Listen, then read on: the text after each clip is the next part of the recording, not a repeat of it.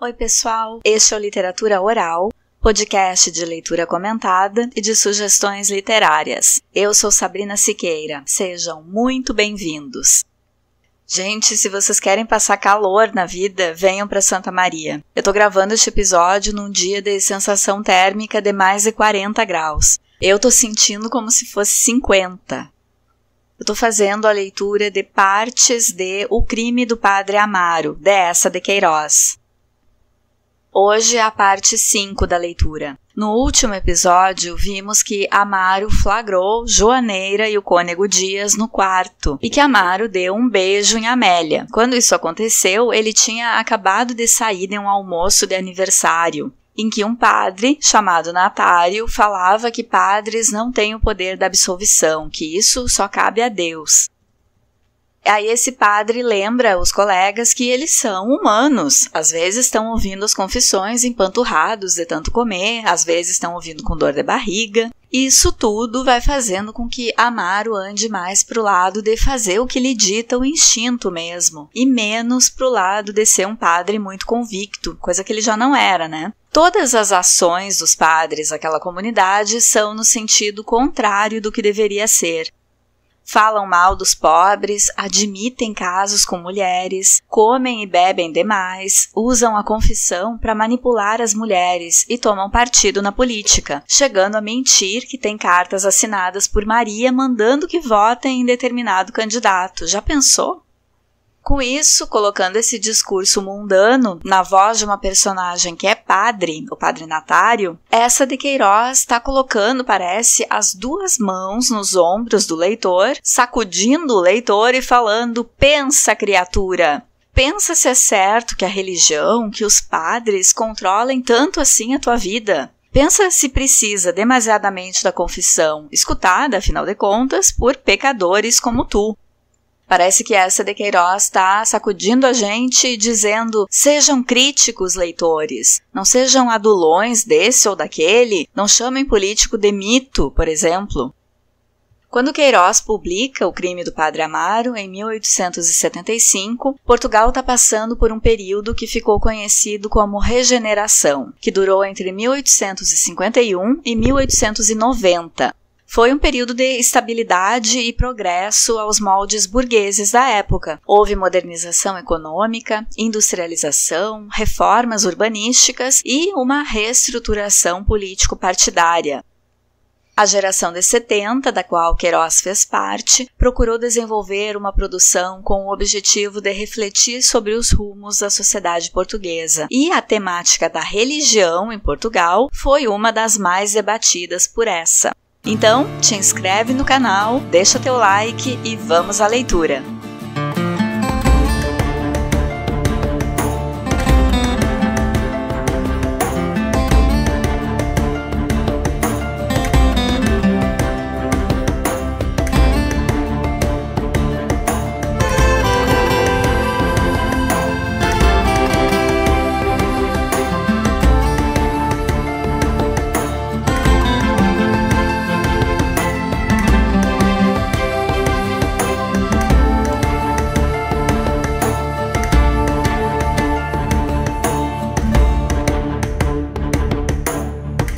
Capítulo 8.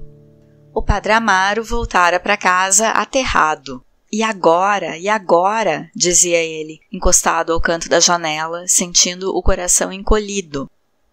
Devia sair imediatamente da casa da Santa Joaneira. Não podia continuar ali na mesma familiaridade depois de ter tido aquele atrevimento com a pequena.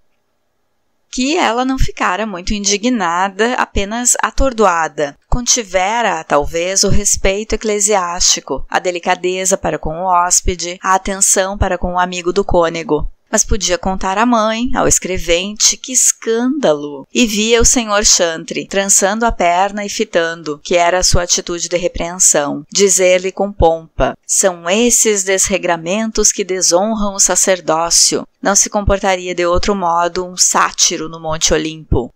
Poderiam desterrá-lo outra vez para alguma freguesia da serra. Que diria a senhora condessa de Ribamar?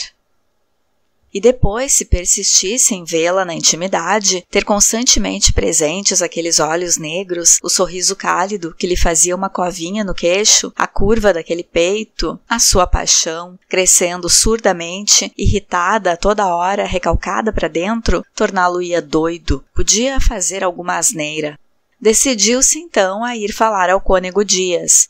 A sua natureza fraca necessitava sempre receber forças de uma razão, de uma experiência alheia. Costumava consultar ordinariamente o cônego, que pelo hábito da disciplina eclesiástica ele julgava mais inteligente por ser seu superior na hierarquia, e não perdera desde o seminário a sua dependência de discípulo. Depois, se quisesse arranjar uma casa e uma criada para viver só, necessitava o auxílio do cônego, que conhecia Leiria como se a tivesse edificado.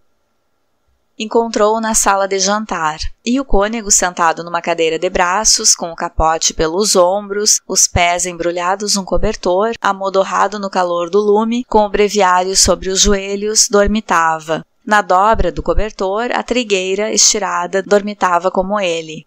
Aos passos de Amaro, o cônego abriu muito devagar os olhos.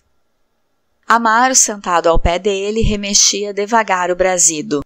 Sabe você, padre mestre, disse ele de repente, e acrescentar, aconteceu-me um caso, mas reteve-se, murmurou. Estou hoje esquisito, tenho andado ultimamente fora dos eixos. Você, com efeito, anda amarelo, disse o cônego, considerando. Purgue-se, homem. Amaro esteve um momento calado, a olhar o lume. Sabe, estou com uma ideia de mudar de casa. O cônego ergueu a cabeça, arregalou os olhinhos sonolentos. Mudar de casa? Ora essa, por quê? O padre Amaro chegou à cadeira para ele e falando baixo. Você percebe, tenho estado a pensar. É assim esquisito estar em casa de duas mulheres com uma rapariga. Ora, histórias, que me vem você contar? Você é hóspede. Deixe-se disso, homem. É como quem está na hospedaria. Não, padre mestre, eu cá me entendo. E suspirou. Desejava que o cônego interrogasse, facilitasse as confidências. Então, só hoje é que pensa nisso, Amaro? É verdade, tenho estado a pensar hoje nisto. Tenho as minhas razões. Ia a dizer, fiz uma tolice, mas acanhou-se. O cônego olhou para ele um momento. Homem, seja franco. Sou. Você acha aquilo caro? Não, disse o outro com uma negação impaciente. Bem, então é outra coisa. É, você que quer. E num tom magano, com que julgou agradar ao cônego. A gente também gosta do que é bom. Bem, disse o cônego rindo, percebo. Você, como eu sou amigo da casa, quer me dizer por bons modos que tem nojo de tudo aquilo? Tolice, disse Amaro, erguendo-se irritado de tanta obtusidade. Oh, homem, exclamou o cônego abrindo os braços. Você quer sair da casa? Por alguma é. É verdade, dizia Amaro, que dava agora grandes passadas pela sala. Mas estou com esta ferrada. Veja você se me arranja uma casita barata com alguma mobília. Você entende melhor dessas coisas. O cônego ficou calado, muito enterrado na poltrona, coçando devagar o queixo. Uma casita barata, rosnou por fim. Eu verei, talvez. Você compreende, acudiu vivamente Amaro, chegando-se ao cônego. A casa da Santa Joaneira? Mas a porta rangeu. Dona Josefa Dias entrou. Amaro saiu, quase contente agora de não se ter desabotoado com o padre mestre.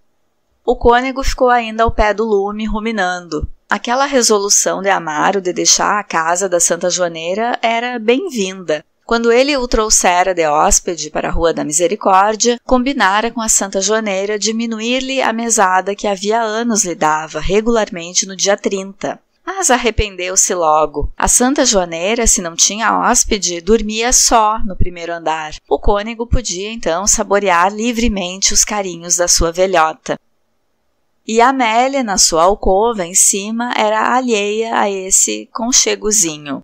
Quando veio o padre Amaro, a Santa Joaneira cedeu-lhe o quarto e dormia numa cama de ferro ao pé da filha. E o cônego então reconheceu, como ele disse, desconsolado, que aquele arranjo tinha estragado tudo. Para gozar as doçuras da sesta com a sua santa joaneira, era necessário que Amélia jantasse fora, que a russa estivesse na fonte, outras combinações importunas. E ele, cônego do cabido, na egoísta velhice, quando precisava ter recato com a sua saúde, via-se obrigado a esperar, a espreitar, a ter nos seus prazeres regulares e higiênicos as dificuldades de um colegial que ama a senhora professora. Ora, se Amaro saísse, a santa joaneira descia ao seu quarto no primeiro andar, vinham as antigas comodidades, as tranquilas cestas. É verdade que tinha de dar a antiga mesada. Daria a mesada. A essa hora, a russa chamava o padre Amaro para o chá, e ele subia devagar, com o coração pequenino, receando encontrar a santa joaneira muito carrancuda, já informada do insulto. Achou só Amélia, que, tendo-lhe sentido os passos na escada, tomara rapidamente a costura, e com a cabeça muito baixa, dava grandes agulhadas, vermelha como o lenço que abainhava para o cônego. Muito boa noite, menina Amélia. Muito boa noite, senhor pároco. Amélia costumava sempre ter um olá ou um ora viva muito amável. Aquela secura aterrou, disse-lhe logo muito perturbado. Menina Amélia, eu peço-lhe que me perdoe, foi um atrevimento. Eu nem soube o que fiz, mas acredite, estou resolvido a sair daqui. Até já pedi ao senhor cônego Dias que me arranjasse casa. Falava com o rosto baixo e não via a Amélia erguer os olhos para ele, surpreendida e toda desconsolada. Neste momento, a santa joaneira entrou e logo da porta, abrindo os braços, Viva! Então já sei, disse-me o senhor padre Natário, grande jantar. Conte lá. Amaro teve de dizer os pratos, as pilhérias do libaninho, a discussão teológica, depois falaram da fazenda, e Amaro desceu, sem se ter atrevido a dizer à santa joaneira que ia deixar a casa, o que era, coitada, para a pobre mulher, uma perda de 6 tostões por dia. Na manhã seguinte, o cônego foi à casa de Amaro pela manhã, antes de ir ao coro. O pároco fazia a barba à janela. Olá, padre mestre, o que há de novo? Parece-me que se arranja a coisa, e foi por acaso, esta manhã. Há uma casita lá para os meus lados que é um achado. Era do Major Nunes, que vai mudado para o 5. Aquela precipitação desagradou a Amaro. Perguntou, dando desconsoladamente o fio à navalha. Tem mobília? Tem mobília, tem louças, tem roupas, tem tudo. Então é entrar e começar a gozar. E aqui para nós, Amaro, você tem razão. Estive a pensar no caso. É melhor para você viver só, de modo que vista-se e vamos ver a casita. Amaro, calado, rapava a cara com desespero. A casa era na Rua das Sousas, de um andar, muito velha, com a madeira carunchosa, e o imundo Major Nunes deixara os vidros quebrados, os soalhos todos escarrados, as paredes riscadas de fósforos. Amaro aceitou a casa, e nessa mesma manhã o cônego ajustou-lhe uma criada, a senhora Maria Vicência, pessoa muito devota, alta e magra como um pinheiro, antiga cozinheira do Dr. Godinho. E, como considerou o cônego Dias, era a própria irmã da famosa Dionísia. A Dionísia fora outrora a dama das camélias de Leiria. Gozara a honra de ser concubina de 2 governadores civis e do terrível morgado da certejeira. E as paixões frenéticas que inspirara tinham sido para quase todas as mães de família de Leiria causa de lágrimas e de fanicos. Agora engomava para fora, encarregava-se de empenhar objetos, entendia muito de partos, protegia o rico adultériozinho. Sabia toda a história amorosa do distrito e via-se sempre na rua a Dionísia com o seu chale de xadrez traçado, o pesado seio tremendo dentro de um chambre sujo, o passinho discreto e os antigos sorrisos, mas aqui faltavam já os 2 dentes de diante. O cônego, logo nessa tarde, deu parte à santa joaneira da resolução de Amaro. Foi um grande espanto para a excelente senhora. Queixou-se com amargura da ingratidão do senhor pároco. O cônego tossiu grosso e disse: Escute, senhora, fui eu que arranjei a coisa, e eu lhe digo por quê. É que este arranjo do quarto em cima, etc., está a me arrasar a saúde. Deu outras razões de prudência higiênica e acrescentou passando-lhe com bondade os dedos pelo pescoço. Não se aflija, senhora, eu darei para a panela como dantes, e como a colheita foi boa, porei mais meia moeda para os arrebiques da pequena. Ora, venha de lá uma beijoca, Augustinha, sua brejeira, e ouça, como-lhe cá as sopas. Amaro, no entanto, embaixo, ia emalando a sua roupa. Mas a cada momento parava, dava um ai triste, ficava a olhar em redor o quarto, a cama fofa, a mesa com a sua toalha branca, a larga cadeira forrada de chita onde ele lia o breviário, ouvindo por cima cantarolar Amélia. Nunca mais, pensava, nunca mais.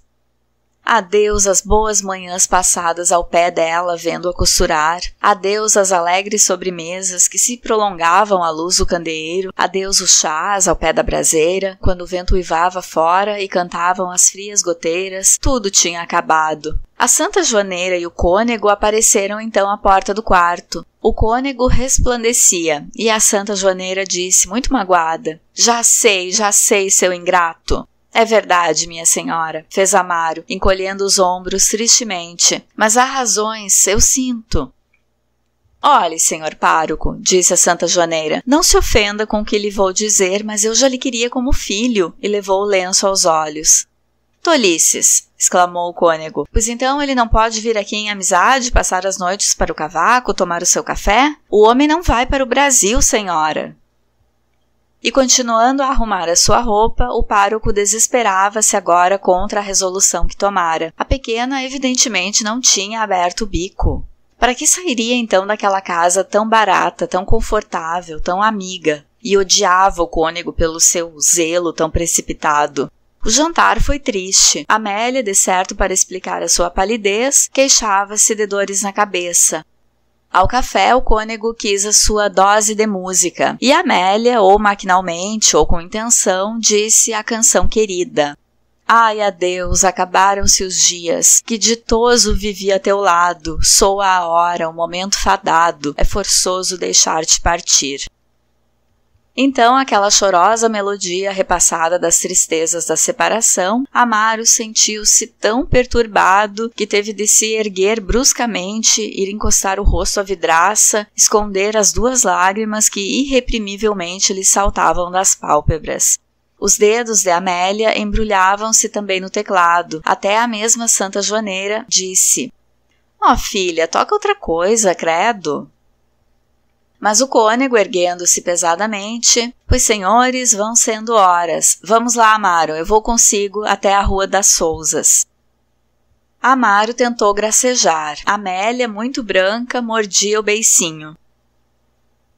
Quando Amaro, nessa noite, se viu só naquela casa tristonha, sentiu uma melancolia tão pungente e um tédio tão negro da vida que, com a sua natureza laça, teve vontade de se encolher a um canto e ficar ali a morrer. Parava no meio do quarto, punha-se a olhar em redor. A cama era de ferro, pequena, com um colchão duro e uma coberta vermelha. O espelho com aço gasto luzia sobre a mesa. Como não havia lavatório, a bacia e o jarro com um bocadinho de sabonete estavam sobre o poial da janela. Tudo ali cheirava a mofo, e fora, na Rua Negra, caía sem cessar a chuva triste. Que existência! E seria sempre assim. Desesperou-se então contra Amélia. Acusou-a com o punho fechado das comodidades que perdera, da falta de mobília, da despesa que ia ter, da solidão que o regelava. Se fosse mulher de coração, devia ter vindo ao seu quarto dizer-lhe: "Senhor Padre Amaro, para que sai de casa? Eu não estou zangada." Porque, enfim, quem irritara o seu desejo? Ela, com seus olhinhos adocicados. Jurou então não voltar à casa da Santa Joaneira, e a grandes passadas pelo quarto pensava no que havia de fazer para humilhar Amélia. O quê? Desprezá-la como uma cadela, ganhar influência na sociedade devota de Leiria, afastar da Rua da Misericórdia o cônego e as gansosos, intrigar com as senhoras da Boa Roda para que se afastassem dela com secura no altar-mor à missa do domingo. dar a entender que a mãe era uma prostituta, enterrá-la, cobri-la de lama, e na sé, ao sair da missa, regalar-se de a ver passar encolhida no seu mantelete preto, escorraçada de todos, enquanto ele, à porta, de propósito, conversaria com a mulher do governador civil e seria galante com a baronesa de Via Clara. Depois pregaria um grande sermão na quaresma, e ela ouviria dizer na arcada, nas lojas: grande homem o Padre Amaro. Tornar-se-ia ambicioso, intrigaria e, protegido pela senhora Condessa de Ribamar, subiria nas dignidades eclesiásticas. O que pensaria ela quando o visse um dia bispo de Leiria, pálido e interessante, na sua mitra toda dourada, passando, seguido dos incensadores, ao longo da nave da sé, entre um povo ajoelhado e penitente, sob os roucos cantos do órgão. E ela, o que seria então uma magra criatura murcha, embrulhada num chale barato. E o senhor João Eduardo, o escolhido de agora, o esposo, seria um pobre amanuense mal pago, os dedos queimados do cigarro, curvados sobre o seu papel almaço, imperceptível na terra, adulando alto e invejando baixo.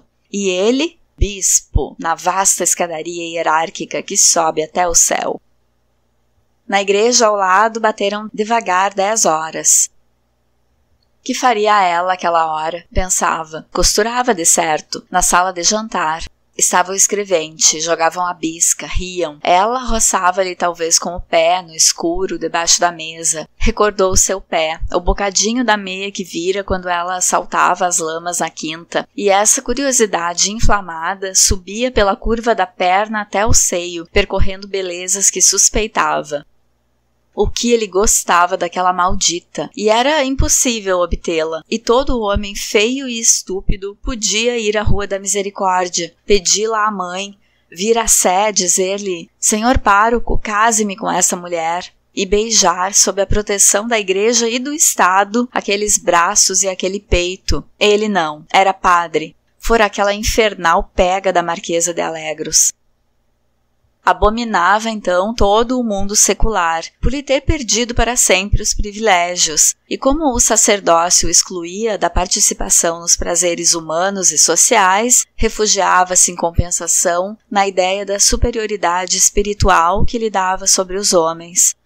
Aquele miserável escrevente podia casar e possuir a rapariga, mas que era ele em comparação de um pároco a quem Deus conferia o poder supremo de distribuir o céu e o inferno. E repastava-se deste sentimento, enchendo o espírito de orgulhos sacerdotais. Mas vinha-lhe bem depressa a desconsoladora ideia que esse domínio só era válido na região abstrata das almas, nunca o poderia manifestar por atos triunfantes em plena sociedade. Era um Deus dentro da sé, mas apenas saía para o largo, era apenas um plebeu obscuro. O mundo irreligioso reduzira toda a ação sacerdotal a uma mesquinha influência sobre almas de beatas. E era isso que lamentava, essa diminuição social da igreja, essa mutilação do poder eclesiástico, limitado ao espiritual, sem direito sobre o corpo, a vida e a riqueza dos homens. O que lhe faltava era a autoridade dos tempos em que a igreja era a nação e o pároco dono temporal do rebanho. Que lhe importava, no seu caso, o direito místico de abrir ou fechar as portas do céu. O que ele queria era o velho direito de abrir ou fechar as portas das masmorras. Necessitava que os escreventes e as Amélias tremessem da sombra da sua batina. Desejaria ser um sacerdote da antiga igreja, gozar das vantagens que dá a denúncia e dos terrores que inspira o carrasco, e ali naquela vila, sob a jurisdição da sua sé, fazer estremecer a ideia de castigos torturantes aqueles que aspirassem a realizar felicidades que lhe eram a ele interditas. E pensando em João Eduardo e em Amélia, lamentava não poder acender as fogueiras da Inquisição. Assim aquele inofensivo moço tinha durante horas, sob a excitação colérica de uma paixão contrariada, ambições grandiosas e tirania católica. porque todo padre, o mais boçal, tem um momento em que é penetrado pelo espírito da igreja, ou nos seus lances de renunciamento místico, ou nas suas ambições de dominação universal. Todo subdiácono se julga uma hora capaz de ser santo ou de ser papa. Capítulo 9. A vida de Amaro tornou-se monótona. Março ia muito molhado, muito frio, e depois do serviço na sé, Amaro entrava em casa, tirava as botas enlameadas, ficava em chinelas a aborrecer-se. Às 3 horas jantava, e nunca levantava a tampa rachada da terrina sem se lembrar com uma saudade pungente do jantarinho na Rua da Misericórdia. Ao lado, a Vicência servia, tesa e enorme, com o seu corpo de soldado, vestido de saias, sempre constipada, e de vez em quando, desviando a cabeça, assoava-se ao avental com ruído. Era muito suja. As facas tinham o cabo úmido da água gordurosa das lavagens. Amaro, desgostoso e indiferente, não se queixava. Comia mal, à pressa, mandava vir o café e ficava horas esquecida sentado à mesa, quebrando a cinza do cigarro na borda do prato, perdido num tédio mudo, sentindo os pés e os joelhos frios do vento que entrava pelas frinchas da sala desabrigada. Às vezes o coadjutor, que nunca o visitara na Rua da Misericórdia, aparecia ao fim do jantar. Sentava-se arredado da mesa e ficava calado, com seu guarda-chuva entre os joelhos. Julgando agradar ao pároco, repetia: Vossa Senhoria aqui está melhor. Sempre é estar em sua casa. Está claro, rosnava Amaro.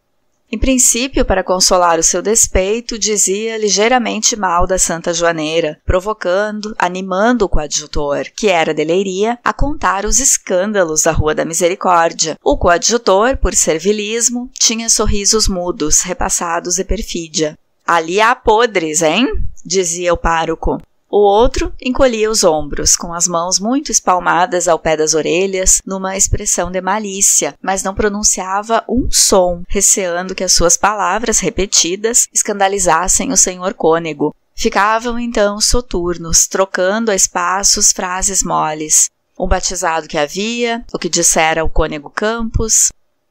Aquela conversa enfastiava Amaro. Sentia-se muito pouco padre, muito distante da panelinha eclesiástica. Não o interessavam as intriguinhas do cabido, as parcialidades tão comentadas do senhor Chantre, os roubos à misericórdia, as turras da Câmara Eclesiástica com o governo civil. E achava-se sempre alheio, mal informado, nas palestras eclesiásticas em que tão femininamente se deleitam os padres e que têm a puerilidade de uma caturrice e a tortuosidade de uma conspiração.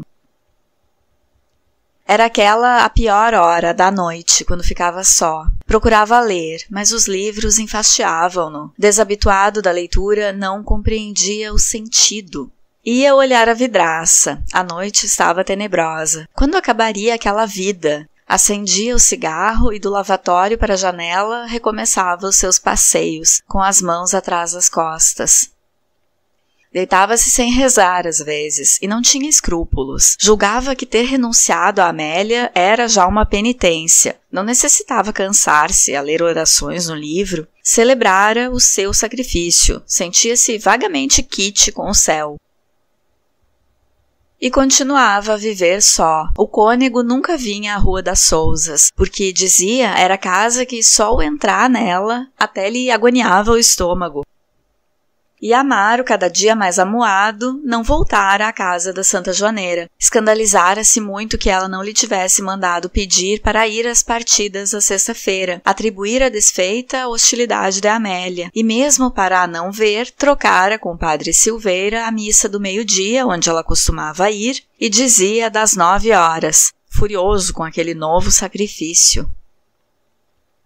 Todas as noites Amélia, ao ouvir tocar a campainha, tinha uma palpitação tão forte no coração que ficava como sufocada um momento. Depois os botins de João Eduardo rangiam na escada, ou ela conhecia os passos fofos das galochas das Gansosos. Apoiava-se então às costas da cadeira, cerrando os olhos como na fadiga de uma desesperança repetida. Esperava o padre Amaro. E às vezes, pelas 10 horas, quando já não era possível que ele viesse, a sua melancolia era tão pungente que se lhe entumecia a garganta de soluços. Tinha de pousar a costura e dizer: "Vou me deitar, estou com umas dores de cabeça que não paro." Atirava-se para a cama de bruços, murmurava numa agonia: "Ó Senhora das Dores, minha madrinha, por que não vem ele? Por que não vem ele?" Os primeiros dias, apenas ele se fora embora, toda a casa lhe pareceu desabitada e lúgubre. Quando vira no quarto dele os cabides sem a sua roupa, a cômoda sem os seus livros, rompeu a chorar. Foi beijar a travesseirinha onde ele dormia, apertou ao peito com delírio a última toalha a que ele limpara as mãos. Tinha constantemente o seu rosto presente. Ele entrara sempre nos seus sonhos. E com a separação, o seu amor ardia mais forte e mais alto. Uma tarde que fora visitar uma prima enfermeira no hospital, viu ao chegar à ponte gente parada, embasbacada com gozo para uma rapariga de cuiabanda e garibaldi escarlate, que de punho no ar, já rouca, praguejava contra um soldado. O rapazola, um beirão de cara redonda e lorpa coberta de penugem loura, virava-lhe as costas, encolhendo os ombros, as mãos muito enterradas nos bolsos, rosnando. Não lhe fez mal, não lhe fez mal. O Sr. Vasques, com loja de panos na arcada, parara a olhar, descontente daquela falta de ordem pública. "Algum barulho?" perguntou-lhe Amélia. "Olá, menina Amélia." "Não, uma brincadeira do soldado. Atirou-lhe um rato morto à cara e a mulher está a fazer aquele espalhafato. Bêbadas."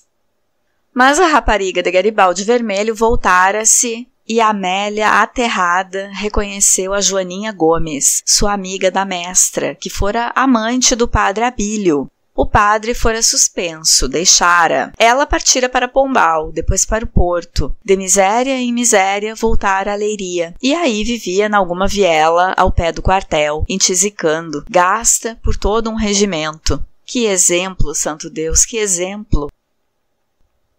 E também ela gostava de um padre. Também ela, como outrora a Joaninha, chorava sobre a sua costura quando o senhor Padre Amaro não vinha, onde a levava aquela paixão, a sorte da Joaninha, a ser a amiga do pároco. E via-se já apontada a dedo na rua e na arcada, mais tarde abandonada por ele com um filho nas entranhas, sem um pedaço de pão. E como uma rajada de vento que limpa num momento um céu enevoado, o terror agudo que lhe dera o encontro de Joaninha varreu-lhe do espírito as névoas amorosas e mórbidas em que ela se ia perdendo. Decidiu aproveitar a separação, esquecer Amaro. Lembrou-se mesmo de apressar o seu casamento com João Eduardo, para se refugiar num dever dominante. Durante alguns dias forçou-se a interessar-se por ele. Começou mesmo a abordar-lhe umas chinelas.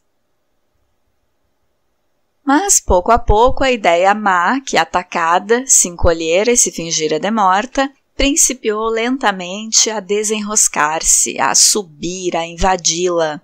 De dia, de noite, costurando e rezando, a ideia do padre Amaro, os seus olhos, a sua voz, apareciam-lhe tentações teimosas, com um encanto crescente. Que faria ele? Por que não vinha? Gostava de outra? Tinha ciúmes indefinidos, mas mormentes, que a queimavam. E aquela paixão ia envolvendo como uma atmosfera de onde não podia sair, que a seguia se ela fugia, e que a fazia viver. As suas resoluções honestas ressequiam-se, morriam como débeis florinhas naquele fogo que a percorria. Se às vezes a lembrança de Joaninha ainda voltava, repelia com irritação e acolhia alvoroçadamente todas as razões insensatas que lhe vinham de amar o padre Amaro. Tinha agora só uma ideia: atirar-lhe os braços ao pescoço e beijá-lo, beijá-lo. Depois, se fosse necessário, morrer. Começou então a impacientar-se com o amor de João Eduardo. Achava-o palerma. Não o suportava com os seus olhos voltados sempre para ela, as suas monótonas conversas sobre o governo civil. E idealizava Amaro. As suas noites eram sacudidas de sonhos lúbricos, de dia vivia numa inquietação de ciúmes. Andava, com efeito, amarela, perdera o apetite. E, enfim, uma manhã ficou de cama com febre. A mãe, assustada, chamou o Dr. Gouveia. O velho, prático, depois de ver Amélia, veio à sala de jantar, sorvendo com satisfação a sua pitada. Então, senhor doutor, disse a Santa Joaneira. Case-me esta rapariga, Santa Joaneira, case-me esta rapariga. Tenho-lhe dito tantas vezes, criatura. Mas, senhor doutor, mas case-a por uma vez, Santa Joaneira, case-a por uma vez. Repetia ele pelas escadas, arrastando um pouco a perna direita que um reumatismo teimoso encolhia. Amélia, enfim, melhorou, com grande alegria de João Eduardo, que enquanto ela estivera doente, vivera numa aflição, lamentando não poder ser seu enfermeiro e derramando às vezes no cartório uma lágrima triste sobre os papéis selados.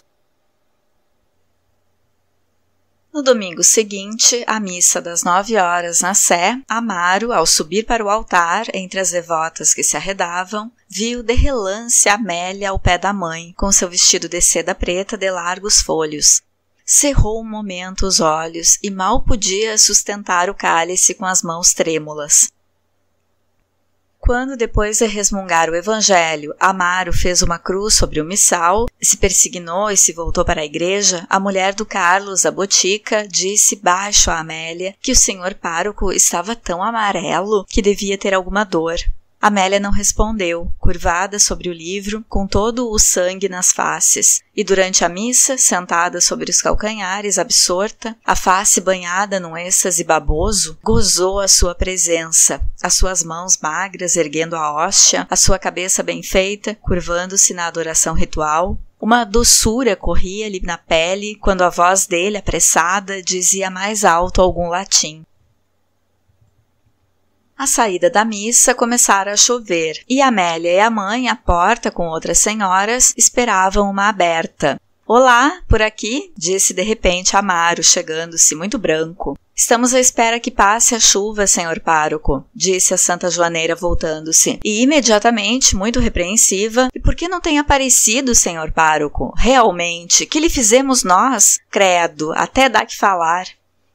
Muito ocupado, balbuciou o pároco. Mais um bocadinho à noite. Olhe, pode crer, tem me causado desgosto, e todos têm reparado. Não, lá isso, senhor pároco, tem sido ingratidão. Amaro disse corando, pois acabou-se, hoje à noite lá apareço e estão as pazes feitas. Amélia, muito vermelha, para encobrir a sua perturbação, olhava para todos os pontos do céu carregado, como assustada do temporal. Amaro, então, ofereceu-lhe o seu guarda-chuva. E, enquanto a Santa Joaneira o abria, apanhando com cuidado o vestido de seda, Amélia disse ao pároco, até à noite, sim? E mais baixo, olhando em redor com medo. Oh, vá, tenho estado tão triste, tenho estado como doida. Vá, peço-lhe eu. Amaro, voltando para casa, continha-se para não correr pelas ruas de batina. Entrou no quarto, sentou-se aos pés da cama e ali ficou saturado de felicidade. Recordava o rosto de Amélia, as palavras que lhe dissera, tenho estado como doida. A certeza de que a rapariga gostava dele entrou-lhe então na alma com a violência de uma rajada e passeava pelo quarto desejando a posse imediata do seu corpo. Com que impaciência desejava a noite. A tarde clareava, a cada momento tirava o seu cebolão de prata, indo olhar a janela com irritação a claridade do dia que se arrastava devagar no horizonte. Engraxou ele mesmo seus sapatos, lustrou o cabelo de banha e antes de sair rezou cuidadosamente o seu breviário, porque em presença daquele amor adquirido, viera-lhe um susto supersticioso que Deus ou os santos escandalizados o viessem perturbar, e não queria com desleixos de devoção dar-lhes razão de queixa. Ao entrar na rua de Amélia, o coração bateu-lhe tão forte que teve de parar, sufocado. Que admiração quando ela apareceu na sala de jantar. Estavam a senhora Dona Maria da Assunção e as Gansosos. Arredaram as cadeiras com entusiasmo para lhe dar lugar, admirá-lo. Então que tem feito, que tem feito? E olhe que está mais magro. O libaninho, no meio da sala, imitava foguetes subindo ao ar. E a Santa Joaneira, toda banhada de riso, ai, tem sido uma ingratidão dele. Uma ingratidão, diz a senhora? Rosnou o cônego. Uma casmurrice, digo eu. Amélia não falava, com as faces abrasadas, os olhos úmidos pasmados para o padre Amaro, a quem tinham dado a poltrona do cônego, e que se repoltreava nela túmido de gozo, fazendo rir as senhoras pelas pilhérias com que contava os desleixos da Vicência. João Eduardo, isolado a um canto, ia folheando o velho álbum. Assim recomeçou a intimidade de Amaro na Rua da Misericórdia. Amaro ia sentar-se ao pé de Amélia, que costurava a mesa. O olhar penetrante que se trocavam era todos os dias como o mútuo juramento mudo que o seu amor crescera desde a véspera, e às vezes mesmo, debaixo da mesa, roçavam os joelhos com furor. Amélia imediatamente abria a mesinha para a partida de manilha. Os parceiros eram a Gansoso, Dona Josefa, o pároco, e como Amaro jogava mal, Amélia, que era mestra, sentava-se por detrás dele para o guiar. Então Amaro voltava o rosto para Amélia tão perto que confundiam os seus hálitos. Esta? Perguntava, indicando a carta com o olho lânguido. Não, espere, deixe ver, dizia ela vermelha. O seu braço roçava o ombro do pároco. Amaro sentia o cheiro de água de colônia que ela usava em exagero. Defronte, ao pé de Joaquina Gansoso, João Eduardo, mordiscando o bigode, contemplava com paixão. Amaro e Amélia ficavam sempre juntos, e toda a noite, com os joelhos colados, ambos vermelhos, permaneciam vagamente entorpecidos no mesmo desejo intenso.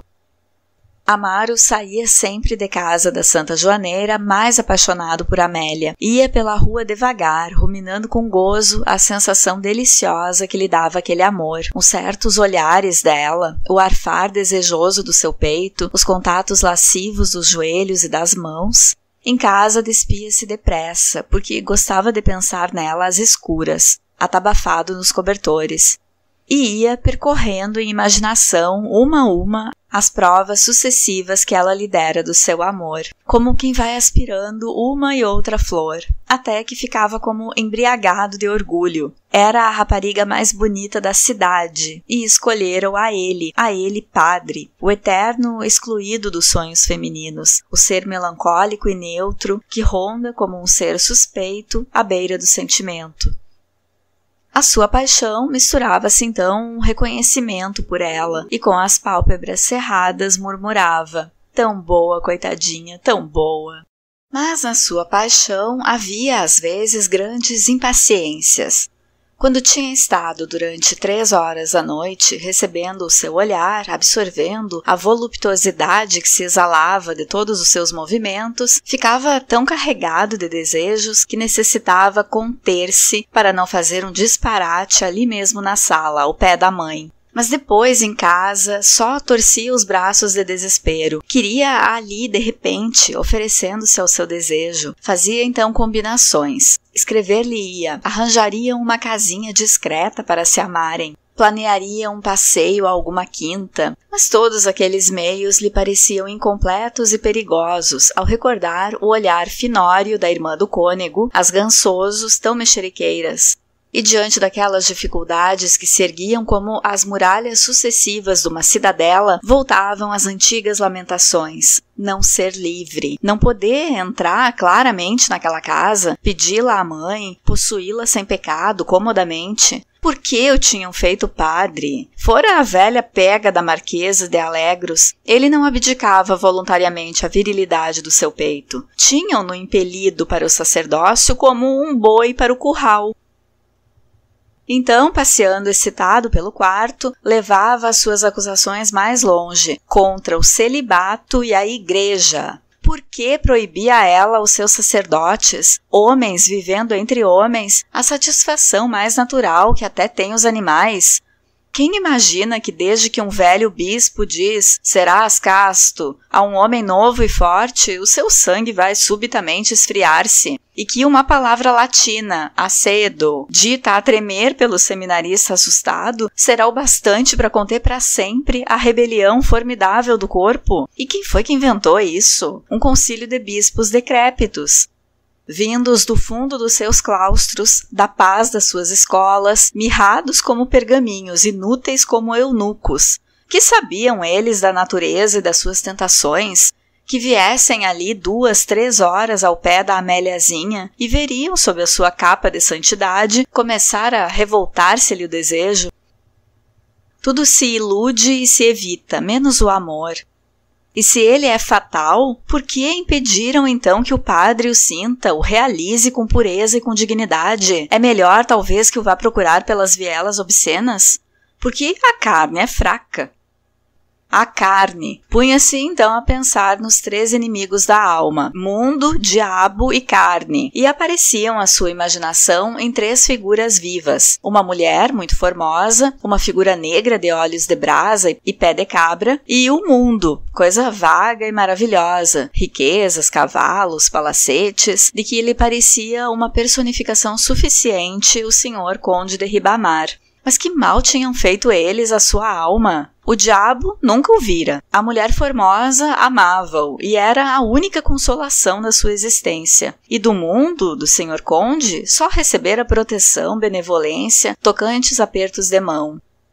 E como poderia ele evitar as influências da carne e do mundo? A não ser que fugisse, como os santos de outrora, para os areais do deserto e para a companhia das feras. Mas não lhe diziam seus mestres no seminário que ele pertencia a uma igreja militante? O ascetismo era culpado, sendo a deserção de um serviço santo. Não compreendia, não compreendia. O seu amor era, pois, uma infração canônica, não um pecado da alma. Podia desagradar ao senhor chantre, não a Deus. Seria legítimo num sacerdócio de regra mais humana. Lembrava-se de se fazer protestante, mas onde? Como? Estava doido pela rapariga, era o positivo. Queria-lhe o amor, queria-lhe os beijos, queria-lhe a alma. E o senhor bispo, se não fosse velho, faria o mesmo, e o papa faria o mesmo. Quantas vezes João Eduardo, passando alta noite pela Rua das Sousas, tinha visto na janela do pároco uma luz amortecida, porque ultimamente João Eduardo, como todos que têm um desgosto amoroso, tomara o hábito triste de andar até tarde pelas ruas. O escrevente, logo desde os primeiros tempos, percebera a simpatia de Amélia pelo pároco, mas conhecendo a sua educação e os hábitos devotos da casa, atribuía aquelas atenções quase humildes com Amaro ao respeito beato pela sua batina de padre, pelos seus privilégios de confessor. Instintivamente, porém, começou a detestar Amaro. Sempre fora inimigo de padres. Achava-os um perigo para a civilização e para a liberdade. Supunha-os intrigantes, com hábitos de luxúria e conspirando sempre para restabelecer as trevas da meia-idade. Odiava a confissão, que julgava uma arma terrível contra a paz do lar, e tinha uma religião vaga, hostil ao culto, às rezas, aos jejuns, cheia de admiração pelo Jesus poético, revolucionário, amigo dos pobres, e pelo sublime Espírito de Deus que enche todo o universo. Só desde que amava Amélia é que ouvia missa, para agradar a Santa Joaneira. Quando Amaro voltara a frequentar a Rua da Misericórdia, ficou contrariado. Cá temos outra vez o marmanjo, pensou. Mas que desgosto quando reparou que Amélia tratava agora o pároco com uma familiaridade mais terna, que a presença dele lhe dava visivelmente uma animação singular e que havia uma espécie de namoro. Como ela se fazia vermelha mal ele entrava. Como o escutava com uma admiração babosa. Como arranjava sempre a ficar ao pé dele nas partidas de quino. Uma manhã, mais inquieto, veio à Rua da Misericórdia, e enquanto a Santa Joaneira tagarelava na cozinha, disse bruscamente a Amélia: "Menina Amélia, sabe, está-me a dar um grande desgosto com essas maneiras com que trata o senhor Padre Amaro." Ela ergueu os olhos espantados. "Que maneiras? Ora essa! Então como é que quer que o trate? É um amigo da casa, esteve aqui de hóspede." Pois sim. Ah, mas sossegue. Se isso quisila, verá, não me torno a chegar para o pé do homem. João Eduardo, tranquilizado, raciocinou que não havia nada. Aqueles modos eram excessos de beatério, entusiasmo pela pradaria. Amélia decidiu então disfarçar o que lhe ia no coração. Sempre considerara o escrevente um pouco tapado, e se ele percebera, que fariam as Gansosos, tão finas, e a irmã do cônego, que era curtida em malícia. Por isso, mal sentia Amaro na escada, daí por diante, tomava uma atitude distraída, muito artificial. Mas, apenas ele lhe falava com a sua voz suave ou voltava para ela aqueles olhos negros, a sua atitude fria desaparecia, e toda a sua pessoa era uma expressão contínua de paixão. Às vezes, absorvida no seu enlevo, esquecia que João Eduardo estava ali, e ficava toda surpreendida quando ouvia a um canto da sala a sua voz melancólica. Ela sentia, de resto, que as amigas da mãe envolviam a sua inclinação pelo pároco numa aprovação muda e afável. E todas elas achavam em João Eduardo um presta pra nada. Amélia então já não disfarçava a sua indiferença por ele. As chinelas que lhe andava a bordar tinham há muito desaparecido do cesto do trabalho e já não vinha à janela vê-lo passar para o cartório. A certeza agora tinha se estabelecido na alma de João Eduardo. A rapariga gosta do padre, tinha ele concluído, e a dor da sua felicidade destruída juntava-se à aflição pela honra dela ameaçada. Uma tarde, tendo-a visto sair da sé, esperou-a adiante da botica e, muito decidido, "Eu quero lhe falar, menina Amélia, isso não pode continuar assim, eu não posso. A menina traz namoro com o pároco." Ela mordeu o beiço, toda branca. "O senhor está a insultar-me", e queria seguir, toda indignada. Ele reteve-a. "Ouça, menina Amélia, eu não a quero insultar, mas é que não sabe. Tenho andado que até... Jure-me então que não há nada com o padre." "Pela minha salvação, não há nada, mas também lhe digo, se tornar a falar em tal ou a insultar-me, conto tudo à mamã, e o senhor escusa de nos voltar a casa." Amélia, nessa noite, enquanto as senhoras discutiam com algazarra os missionários que então pregavam na Barrosa, disse baixo a Amaro, picando vivamente a costura: "Precisamos ter cautela, não olhe tanto para mim nem esteja tão chegado, já houve quem reparasse." Amaro recuou logo a cadeira para junto de Dona Maria da Assunção, e apesar da recomendação de Amélia, os seus olhos não se despregavam dela, numa interrogação muda e ansiosa, já assustado de que as desconfianças da mãe ou a malícia das velhas andassem armando escândalo. Depois do chá, no rumor das cadeiras que se acomodavam ao quino, perguntou-lhe rapidamente: "Quem reparou?" "Ninguém, eu é que tenho medo, é preciso disfarçar." Desde então cessaram as olhadelas doces, os lugares chegadinhos à mesa, os segredos, e sentiam um gozo picante em afetar maneiras frias, tendo a certeza vaidosa da paixão que os inflamava. Era para Amélia delicioso. Enquanto o padre Amaro, afastado, tagarelava com as senhoras, adorara sua presença, a sua voz, as suas graças, com os olhos castamente aplicados às chinelas de João Eduardo, que muito astutamente recomeçara a bordar. Todavia, o escrevente vivia ainda inquieto, amargurava ao encontrar o pároco instalado ali todas as noites.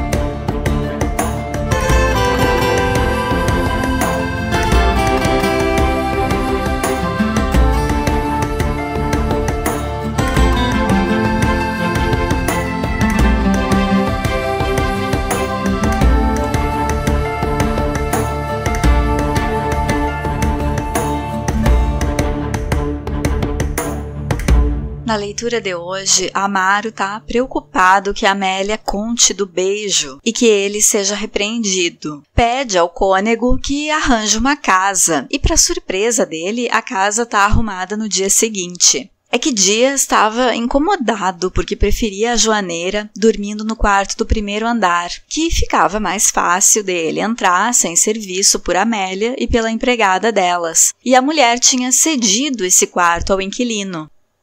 Dias também consegue uma criada, que é irmã de uma prostituta famosa em Leiria, que agora está velha e faz pequenos serviços. Há uma menção ao romance Dama das Camélias, de Alexandre Dumas Filho, de 1848.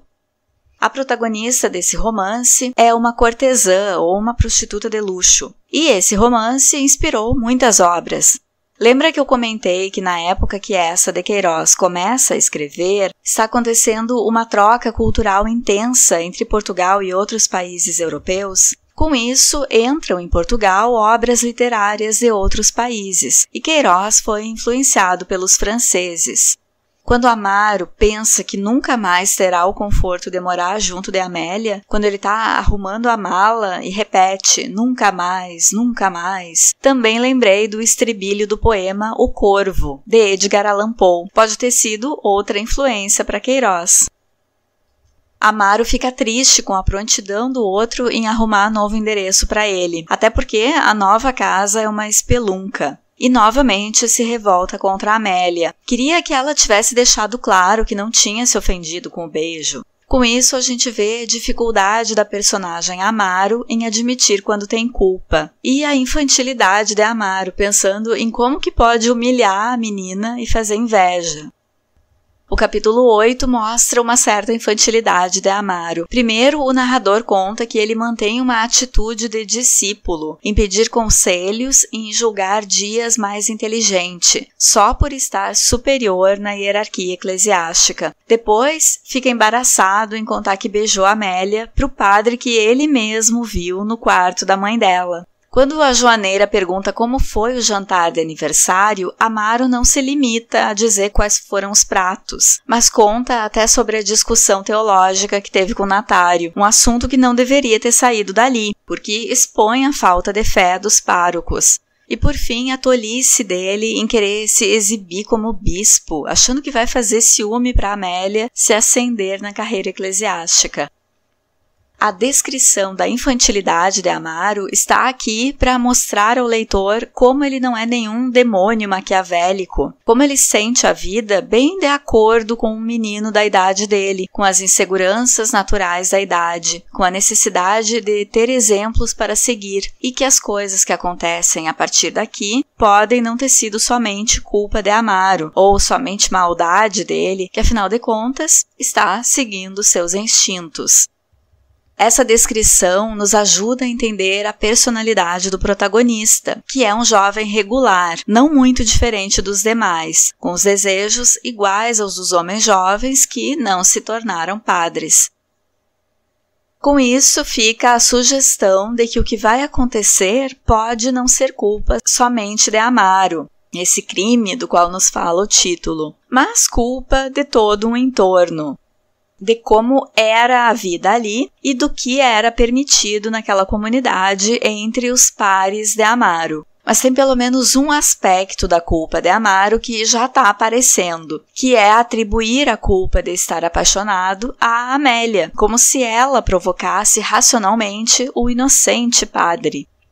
Ele não assume que para ela, assim como para ele, a atração entre eles foi natural. Fica tentando demonizar Amélia, colocar a culpa no olhar dela, coisas assim. Mas isso também é sinal da imaturidade da personagem Amaro. O texto é organizado no sentido de levar o leitor a perceber que é a forma como a igreja se organiza, são as regras da igreja para o exercício do sacerdócio que empurram Amaro a pensar e a agir erroneamente. Se não fosse a obrigatoriedade do celibato, ele poderia namorar a Amélia livremente. E a raiva que ele sente por ter que reprimir seu desejo faz com que deseje pertencer à igreja de antigamente, do tempo da Inquisição. Pois já que era para perder direitos, então que tivesse poder de manter as pessoas com medo de queimar na fogueira por heresia. No ponto do catolicismo encenado no romance, ser sacerdote significa somente perdas. O único poder conferido aos padres nessa época, em que a personagem Amaro se faz padre, é o de absolver pecados, e até isso um outro padre colocou em dúvida e bagunçou a cabeça dele. Amaro está frustrado e se sentindo logrado. Amaro está vivendo mal na casa nova, que é uma casa velha, com uma criada relaxada. O cônego não visita ele e a joaneira não convida para as reuniões sociais na casa dela. Aí ele tá deprimido, sozinho e revoltado, e pensando que aquilo ali vai ser a vida dele para sempre. Enquanto isso, o coração de Amélia sai pela boca toda vez que escuta a campainha, na esperança que seja ele. Só que o tempo passa, Amélia encontra na rua uma colega que se apaixonou por um padre no passado e agora tá miserável, super mal, e pensa que ela tá seguindo o mesmo caminho, que o melhor é esquecer Amaro. Vocês sabem, né? Longe dos olhos, longe do coração. Mas o que chama a atenção aqui é como era comum os romances dos padres com as moças da cidade. Eles eram transferidos e elas ficavam mal faladas. Amélia bem que tentou esquecer o padre Amaro, mas acabava voltando o pensamento para os momentos alegres que passaram na casa. A leitura deste episódio teve humor e ironia, características do texto de Eça de Queiroz, como quando Amélia pensa que só quer encher Amaro de beijos e depois morrer, indicando que ela sabe que é um relacionamento sem futuro. Mas Queiroz escreve de uma forma que dá para achar engraçado. Tomara que a minha entonação tenha salvo o humor do texto para vocês. A astúcia do médico que examina a Amélia quando ela adoece de amor por Amaro e recomenda à mãe que case a rapariga o quanto antes. Destaco também as superstições de Amaro. Sendo padre, ele não devia ser supersticioso. Então, isso também é uma ironia no romance. Ele passa a rezar direitinho quando tem a certeza que a Amélia gosta dele, para não aborrecer os santos, não atrair nenhuma reprimenda deles. E entra na casa de Joaneira com o pé direito, só para garantir. E que tal quando Amaro pensa em como a Amélia é boa e fala, pobrezinha? Parece que ele sabe que para ela esse envolvimento vai ser bem ruim, bem pior que para ele, né, que é homem.